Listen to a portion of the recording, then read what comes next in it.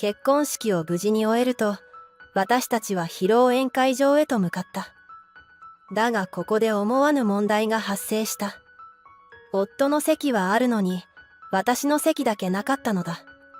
何度席次表を確認しても、私の名前が見当たらない。式場のスタッフに確認してもらったが、私の席はないとのことだった。何かの手違いだと思うのですが、困っているとゆかさんがこちらにやってきた。どうしたんですか？あ、ゆかさん、ちょうどよかった。私の席が席次表になくて困ってたの。するとゆかさんは半笑いの状態でこう言った。手違いではないですよ。あなたの席を用意するのをやめたんです。私の名前はのぞみ、34歳の主婦。夫のあきらとは結婚してかれこれ7年目になる。そして昨年女の子の赤ちゃんを出産した。待望の我が子だ。出産する前も後も初めてのことでいろいろと大変なのだが、我が子の笑顔に毎日癒されている。夫も娘を溺愛していて、以前より早く帰宅してくれるようになった。そして育児にも協力的で本当に助かっている。そんなある日、インターホンが鳴る。マサト、また来たの？姉ちゃん、疲れてないかなって思って。それに姪っ子にも会いたいし。そう言って頻繁に我が家にやってくるのは弟のマサトだ。マサトと私は5歳、年が離れている。私たちにはもう両親がいなく、親戚とも疎遠の状態だ。だから身内と呼べる存在はお互いしかいない。そういう経緯もあって、弟は頻繁に顔を出してくれるのだろう。私たちの両親は早くに離婚した。父は昔から酒癖が悪く、ひどい時は母によく手を出していた。これ以上一緒にいたら、子供たちにまで被害が出そうだと判断した母は離婚を決意し、仕事を朝晩と2つ掛け持ちをして、必死で私たちを養ってくれた。しかし無理がたたったのか5年ほど前に、癌で亡くなってしまった。結婚式でウェディングドレス姿を見せることができたことは、本当に良かったと思っている。できれば娘にも会わせたかったな。お母さんの分も精一杯生きると決め、毎日を大切に生きてきた私は、今とても幸せだ。随分と素敵なお洋服ね。だろ。やっぱり俺のセンスは最高だな。またそうやってすぐ調子に乗る。そういえば先週も来てたけど。あんた暇なの？たまには彼女の一人くらい連れてきなさいよ。私はほんの軽い気持ちで弟をいじったのだが、思いもよらない返事が返ってきた。そう。彼女ね。来週、連れてきてもいいかな。本気で言ってんの？うん。実は結婚を考えている人がいてさ。結婚？ほんの冗談のつもりだったので私はびっくりした。まさか弟からそんな報告を受けるなんて。今度の土曜日、連れてきてもいいかな。うん。もちろん。アキラの都合も聞いておく。弟が帰った後、私はとても感慨深くなった。仕事でほとんどいない母の代わりに、弟の面倒を見ていたからだ。姉というよりかは保護者に近い感覚がある。土曜日が楽しみのような、寂しいような不思議な感覚に襲われた。前日は緊張と興奮でほとんど眠ることができなかった。のぞみ、さっきからずっとそわそわしてるね。だってあのマサトが婚約者を連れてくるのよ。緊張して吐きそう。いつも通りでいいんじゃない？マサト君だって姉がそんなに緊張していると困るだろ。確かにそうね。いつも通りっていつも通りってどんなだったっけ？そんなこんなで会話をしているとインターホンが鳴った。私は一気に心拍数が上がる。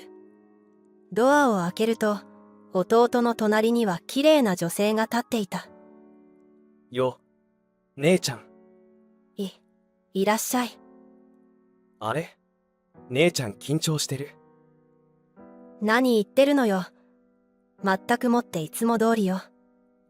弟とそんなやりとりをしていると、弟が連れてきた女性と目が合った。女性は丁寧に挨拶をしてきた。はじめまして。ゆかと言います。マサトの姉ののぞみです。玄関で軽く挨拶を交わした後、二人をリビングに案内する。リビングで待っていた夫が二人に挨拶をする。今、お茶入れるね。あ、お茶菓子持ってきたから、みんなで食べよう。あら、ありがとう。じゃあ一緒に用意するね。そして全員分のお茶とお菓子を用意し、話し始めた。ゆかさんはとても可愛くて綺麗で、お嬢様のような雰囲気があった。私と同じく緊張しているのか、終始キョロキョロしている。二人はどこで出会ったの？共通の知人がいてさ。とにかくマサトと性格がそっくりな人がいるから、一回会ってみてよってなってさ。初対面から意気投合しちゃってさ。そう言って照れくさそうにする弟とゆかさん。そんな二人を見て夫が、ってことはここにマサトが二人いるってことか、それは大変そうだな、と笑った。大変ってアキラさん。それはひどいですって。弟が慌ててツッコミを入れる。私は爆笑し、ゆかさんも笑っていた。夫のおかげでちょっとぎこちなかった空気が一気に和んだような気がする。そういえばゆかさんは何歳なの？今年で24歳になります。そうなんだ。私と弟は5歳離れているわけだから。ということは私とは10歳差か。結婚後もお仕事は続けるの？いえ、退職するつもりです。あら、そうなのね。もしやりたいことがあるのなら、マサトのために諦めるとかはしないでね。いえ、そういうことではなく、私は働く必要が特にないので。私の実家は裕福なので。ゆかさんは緊張が解けて素が出てきたのか、最初の印象とは変わってハキハキとした物言いで話し始めた。お姉さんも今、働いてないんですよね。ええ。子供が生まれてから退職したわ。会社に15年くらいいたから、ちょっと未練はあったかな。15年も。お姉さんって今、おいくつなんですか？34歳よ。それじゃあ、もしかして高卒ですか？素早く逆算したかと思うと、途端にゆかさんの表情が険しくなる。そうだけど。高卒、なんですね。明らかにトーンダウンした。すると弟が慌ててフォローを入れた。姉ちゃんは俺のために高校を出てすぐ働き始めたんだ。母子家庭だったって話しただろ。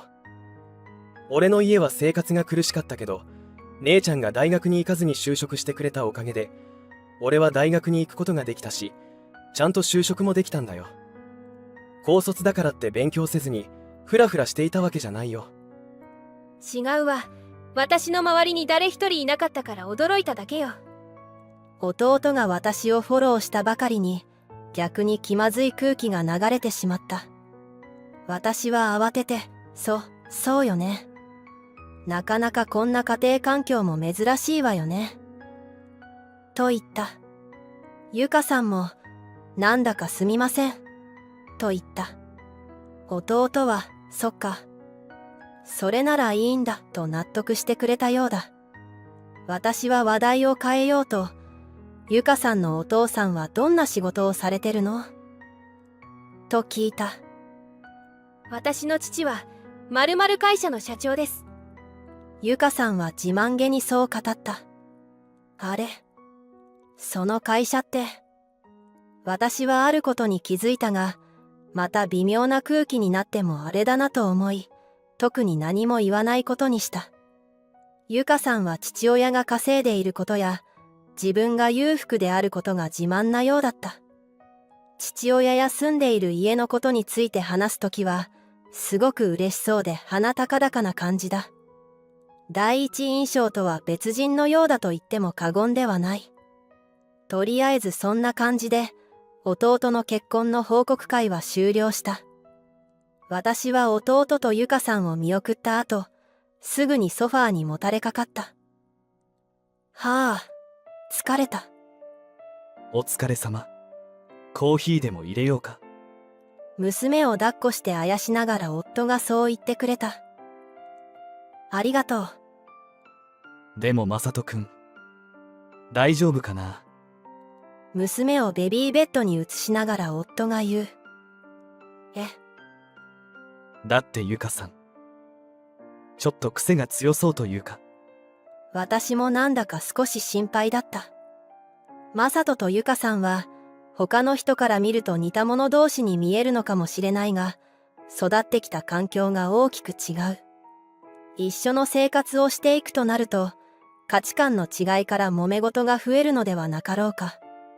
いくらマサトが現在大手企業で働くエリートサラリーマンだからといって、やっぱり子供の頃に身についた価値観はそう簡単に変わるものじゃない。でもマサトの人生、すべてはマサトが決めることだ。姉としてはただ見守るに尽きる。その数ヶ月後、弟とゆかさんが家を訪ねてきた。今日はどうしたの？これを直接手渡ししたくて。そう言って弟が渡してきたのは結婚式の招待状だった。わあ、わざわざどうもありがとう。姉ちゃん、絶対に来てよね。もちろん行くわよ。大事な弟の晴れ舞台だもの。でもお姉さん、お子さんのお世話はどうされるんですか？はしゃいでいる私を横目に、冷めたような目つきで、続けてこう言った。親戚とかもいないのなら、預けることはできないでしょうし、結婚式に連れてくることもできないですよね。ある意味心配してくれての発言とも取れるが、ゆかさんのその口調からは、結婚式に本気で来るつもりみたいな敵意が感じ取れた。ええ、大丈夫よ。夫のお母さんに預けるから。私がそう言うとゆかさんは、そうですか、と残念そうに言った。どうしたんだよゆか。何か元気ないぞ。弟がそう言うとゆかさんは慌てて表情を明るくし、そう。ちょっと最近マリッジブルーなのかなとごまかして笑った。そうか。確かに最近ゆっくり休めていなかったよな。私は弟たちに気を使って、招待状ありがとう。今日は早く帰ってゆっくり休んで、と言って二人を返した。まあ本音を言えば、明らかに機嫌の悪そうなゆかさんの態度に我慢できなくなって、ガツンと言ってしまいそうな気がしたからだ。弟が選んだ人と揉めることはなるべく避けたい。そしてとうとう結婚式当日となった。私は夫と二人で会場へ向かった。弟はとても立派な姿で、ゆかさんと歩いている。私は終始感動しっぱなしで、涙が止まらなかった。お母さん、マサトはこんなにも立派になったよ。心の中で天国にいる母に言う。きっと母もこの結婚式を天から見ていることだろう。結婚式を無事に終えると、私たちは披露宴会場へと向かった。だがここで思わぬ問題が発生した。夫の席はあるのに、私の席だけなかったのだ。何度席次表を確認しても、私の名前が見当たらない。式場のスタッフに確認してもらったが、私の席はないとのことだった。何かの手違いだと思うのですが、新郎の姉の夫の席がここにあって、姉の席がないわけがないと思うのですが、困っているとゆかさんがこちらにやってきた。どうしたんですか？あ、ゆかさん、ちょうどよかった。私の席が席次表になくて困ってたの。するとゆかさんは半笑いの状態でこう言った。手違いではないですよ。あなたの席を用意するのをやめたんです。え、どういうこと？私は耳を疑った。お姉さんがいると、マサトさんは私を見てくれないんですよ。いつもお姉さん、お姉さん、そればかりで。私たちの大切なお金もそちらに回してるようですし。たまに買ってくるベビー用品とかお菓子とかのことかしら。大して気にしていなかったわ。ごめんなさいね。マサトさんには私だけを見ていてほしいんです。お姉さんがいると私が二の次になってしまうんです。もう帰ってもらっていいですか？今日は私の結婚式なんで。ゆかさんは蔑むような目をこちらに向けてそう言った。なんてわがままな女なのだろうか。その時私は大事な弟がこんな女と結婚するなんて嫌だと心底思った。おい。ゆか、何やってるんだ？とその時、慌ててこちらに駆け寄ってくる人がいた。お父さん、何よ、そんなに慌てて。その人はゆかさんの父親だった。そして私ともつながりがある人物。何か失礼なことを言ったんじゃないだろうな。失礼なことって何よ。私の幸せな結婚を邪魔する失礼な人はこっちの方よ。こら、一体なんてことを言うんだ。今すぐに謝りなさい。どうして私が謝らなければいけないのよ。親子で言い争いを始めたので、私はめんどくさくなりゆかの父親に向かって端的に自分の意を述べた。次の仕事は考えさせてください。そんな。大変申し訳ございませんでした。娘が大変な失礼を。そう言って何度も何度も頭を下げるゆかの父親。その様子を見てゆかは呆然としている。実は私は知る人ぞ知るインフルエンサーだ。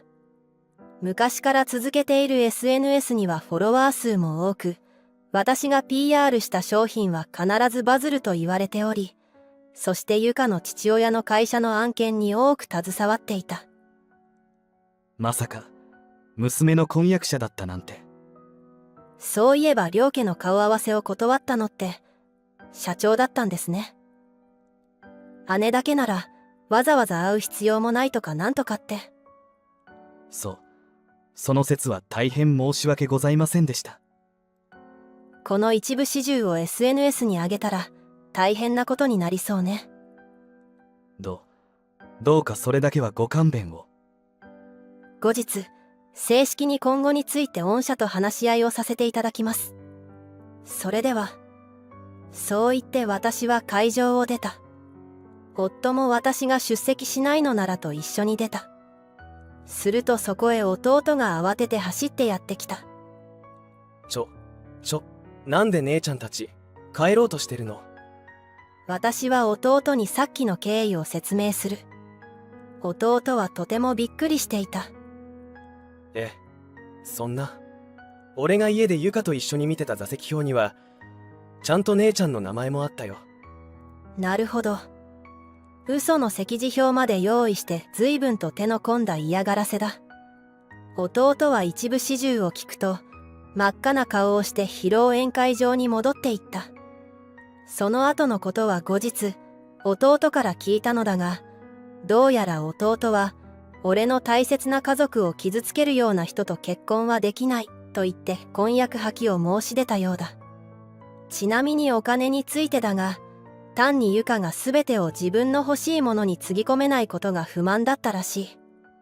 何でも相当なブランド品大好き人間で、新作のバッグが出るたびに購入しては自宅に飾ってコレクションをして楽しんでいたそう。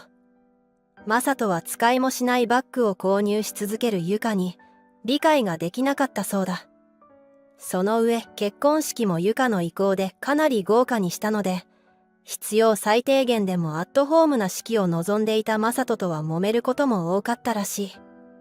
価値観の違いとはこういうものだ。そして婚約破棄についてや結婚式費用などについても問題が残った。原因はユカにあるが、弟から婚約破棄を申し出たために弟がいろいろと損してしまう状況にあった。納得できなかった私はユカの父親にある条件を提示した。結婚式にかかった費用をそちらが全額負担し、さらに婚約破棄による慰謝料を弟に払うと約束してくれれば、御社との仕事はこれからも続けるという条件だ。ユカの父親は承知しましたと二つ返事で条件を飲んでくれた。ユカは納得がいかなそうにしていたが、すべては自業自得だろう。弟は一切損をすることもなく、罰印がつくこともなく、これで無事にユカと別れることができた。一方、私は約束通り仕事は続けている。だが、誰が見ているかはわからないものだ。事の顛末が第三者によって SNS で広がり、ちょっとしたニュースになった。その結果、ユカの父親は責任を取るという形で社長を退任することになった。ユカが自慢していた裕福な実家は跡形もなく消え去った。それでもユカは裕福だった頃の金銭感覚が抜けずに、借金をしてまでもブランド品を買ってしまっているらしい。生活水準はなかなか落とせないとよく言ったものだ。とりあえずは無事に問題が解決してよかった。弟には今度こそいい人が見つかってほしいなと思う。天国のお母さんに幸せな報告ができる日が来ることを心から願っている。ご視聴いただきありがとうございます。本日の物語はいかがでしたか？チャンネル登録よろしくお願いいたします。では、次の物語でお会いしましょう。